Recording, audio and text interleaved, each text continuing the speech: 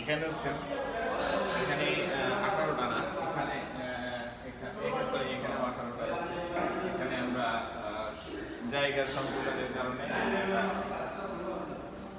দুই ভাগে ভাগ করে এভাবে 9টা করে 18টা করেছি।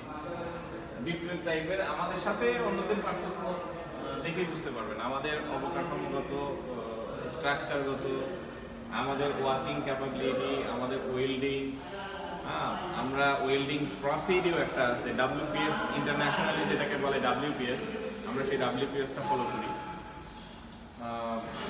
এই WPS ফলো করার জন্য আমার ভাইয়ের সাথে অনেক ক্ল্যাশ হয়, এটা আমি পরিচয় করাই দিব ওনার সাথে একটু পরে।